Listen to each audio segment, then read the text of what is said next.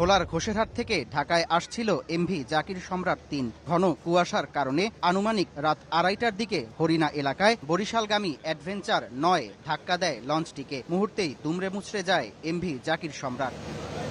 দুর্ঘটনায় ঘটনাস্থলেই প্রাণ হারান একজন, আহতদের ঢাকায় আনার পথে মারা যান আরও ৩ জন।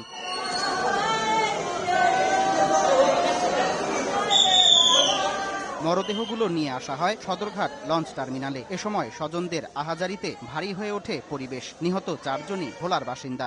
বাচ্চাটা আসিল, বাচ্চাটা নিশ্চিত তলায় পড়ে গেছে। নিশ্চিত তলা ভরার লগে গাঙ্গের মধ্যে না ভাবতে মানুষের নিশ্চিত তো নে দৌড়া লাইছে, ওই ইয়ার বই পড়ছে তক্তার সবাই দৌড়া উড়াইছে। আমার ভাই যেন উঠাছে সরবার লগে লগে যদি আমি ডাক্তার ধরে লয়ে যাই মেডিকেল, তাহলে আমার ভাই খবর দিছে যে বরিশালের এক লঞ্চে আমাদের এই লঞ্চের মারিয়া দিছে। মারিয়া দেওয়ার পরে আমাদের ওখানে জায়গায় 2 জন লোক ডেড বডি মারা গেছে।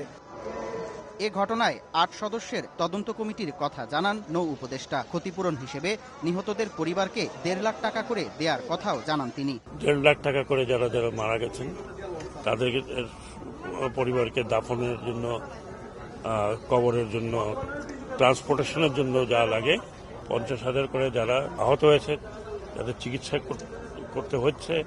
করা হচ্ছে।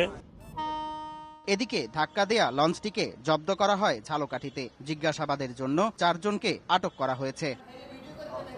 সামদানি প্রত্যয়, সময় সংবাদ, ঢাকা।